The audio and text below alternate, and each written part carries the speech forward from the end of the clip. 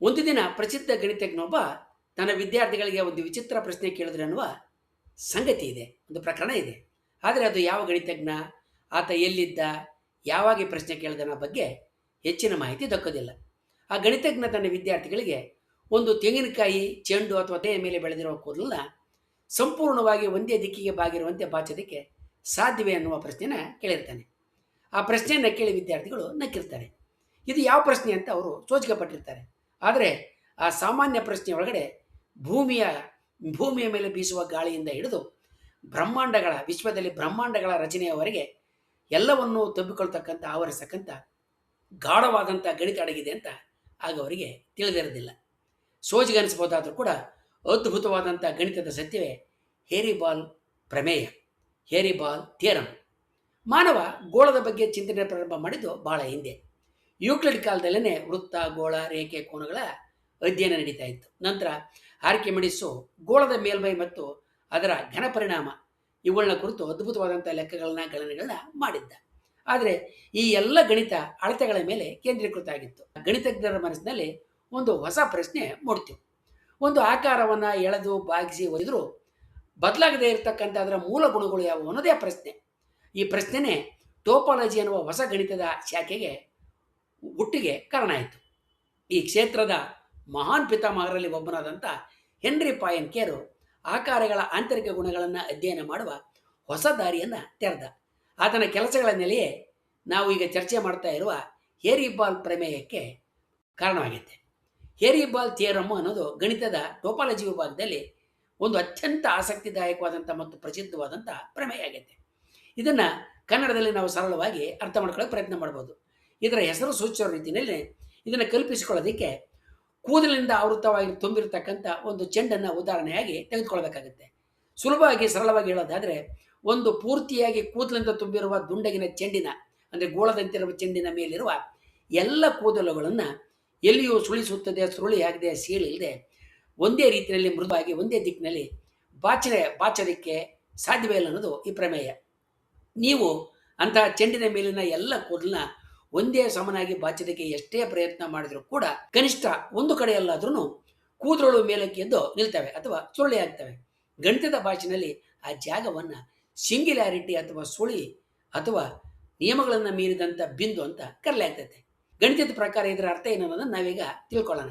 ನಮ್ಮ ತಲೆ ಮೇಲಿರೋ ಕೂದಲುಗಳೇ ಆಗಲಿ ಅಥವಾ ಚೆಂಡಿನ ಮೇಲೆ ಆಗಿರುವ ಕೂದಲುಗಳೇ ಆಗಲಿ, ಗಣಿತದ ಭಾಷೆಯಲ್ಲಿ ಅವನ್ನ ವೆಕ್ಟರ್ ಫೀಲ್ಡ್ ಅಂತ ಕರೀತಾರೆ. ಅಂದರೆ ಸದಿಶಗಳ ಕ್ಷೇತ್ರ ಅಂತ ಕರೀತಾರೆ. ಈ ಸದಿಶಗಳು ಅಂತ ಹೇಳಿದ್ರೆ ದಿಕ್ಕು ಮತ್ತು ಅಳತೆ ಎರಡನ್ನೂ ಹೊಂದಿರತಕ್ಕಂಥ ಒಂದು ಘಟಕಗಳು. ಪ್ರತಿಯೊಂದು ಕೂದಲು ಕೂಡ ಒಂದು ನಿರ್ದಿಷ್ಟ ದಿಕ್ಕನ್ನು ತೋರಿಸುವ ಬಾಣದ ಗುರುತಿನಂತೆ ಕೆಲಸ ಮಾಡ್ತೈತೆ. ತಲೆಯನ್ನು ಬಾಚಿದಾಗ ಯಾವುದೇ ಎರಡು ಪಕ್ಕದ ಕೂದಲುಗಳು ದಿಢೀರನೆ ಇದ್ದಕ್ಕಿದ್ದಂತೆ ವಿರುದ್ಧ ದಿಕ್ಕಿಗೆ ತಿರುಗಬಾರದು ಅನ್ನೋದು ಬಾಚುವಿಕೆಯ ನಿಯಮ.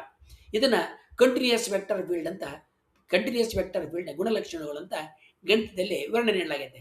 ಅಂದರೆ ಕೂದಲುಗಳು ಮೃದುವಾಗಿ ಮೆತ್ತಗೆ ಮಲಗಿರಬೇಕು.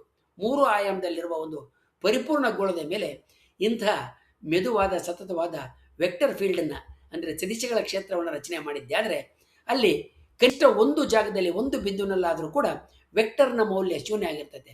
ಅಂದರೆ ವೆಕ್ಟರ್ ವ್ಯಾಲ್ಯೂ ಶೂನ್ಯ ಆಗಿರುತ್ತೆ. ಅಂದರೆ ಆ ಜಾಗದಲ್ಲಿ ಕೂದಲು ಯಾವುದೇ ದಿಕ್ಕಿಗೆ ಬಾಗದೆ ನೇರವಾಗಿ ನಿಂತಿರುತ್ತೆ.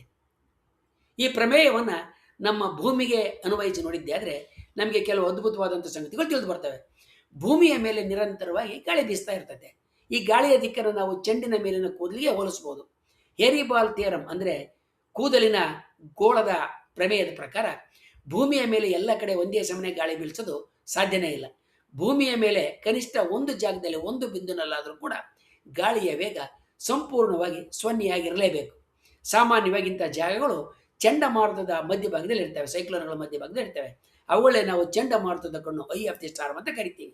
ಅಲ್ಲಿ ಗಾಳಿ ಬೀಸದೆ ಪ್ರಶಾಂತ ಆಗಿರ್ತೈತೆ, ಅಲ್ಲಿ ವೇಗ ಸೊನ್ನೆಯಾಗಿರ್ತೈತೆ. ಅಂದರೆ ಆ ಸೊನ್ನೆಯ ಸುತ್ತ ಗಾಳಿ ಸುಳಿಯಂತೆ ಸುತ್ತಾ ಇರ್ತೈತೆ. 20ನೇ ಶತಮಾನದಲ್ಲಿ ದ್ರವಗಳ ಹರಿವು, ವಿಮಾನಗಳ ವಾಯುಗತಿ ವಿಜ್ಞಾನ ಮತ್ತು ಸಮುದ್ರದ ನೆರೆಗಳ ಪ್ರವಾಹಗಳ ಅಧ್ಯಯನಕ್ಕೆ ಈ ತತ್ವ ಬಹಳ ನೆರವಾಯಿತು. ದ್ವಿತೀಯ ಮಹಾಯುದ್ಧದ ಅಂದರೆ 2ನೇ ಜಾಗತಿಕ ಯುದ್ಧದ ಸಮಯದಲ್ಲಿ ವಾಯುಚಲನೆ ಅಧ್ಯಯನ, ರಾಡರ್ ತಂತ್ರಜ್ಞಾನ ಮತ್ತು ಹವಾಮಾನ ಮಾದರಿಗಳಲ್ಲಿ ಟೋಪಾಲಜಿ ಗಣಿತಕ್ಕೆ ಹೆಚ್ಚಿನ ಮಹತ್ವ ದಕ್ಕಿತು. ಮುಂದೆ ಕಂಪ್ಯೂಟರ್ ಯುಗದಲ್ಲಿ ಈ ಪ್ರಮೇಯ ಹೊಸ ಜೀವವನ್ನು ಪಡಿತು.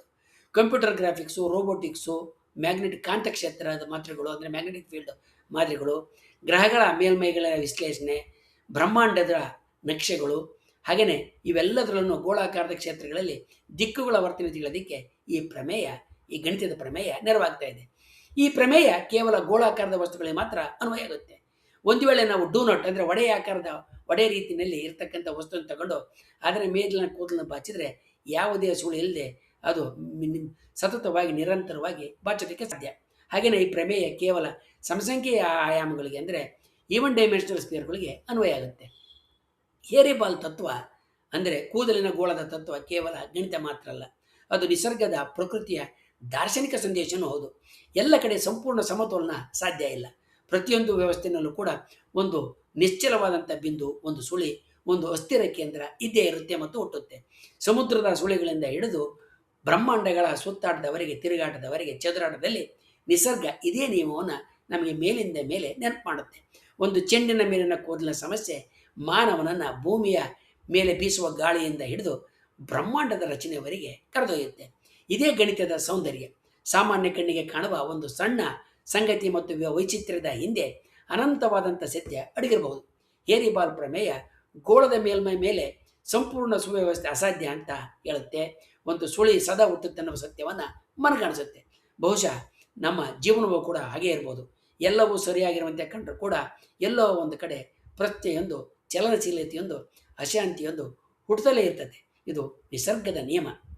ಮುಂದಿನ ವಿಡಿಯೋದಲ್ಲಿ ನಾವು ಅದ್ಭುತವಾದಂಥ ಇಂತಹ ಇತರ ಗಣಿತದ ಪ್ರಮೇಯಗಳು, ಸಂಗತಿಗಳು ಮತ್ತು ಸಂಗತಿಗಳ ಬಗ್ಗೆ ತಿಳ್ಕೊಳ್ಳೋಣ. ವಂದನೆಗಳೊಂದಿಗೆ.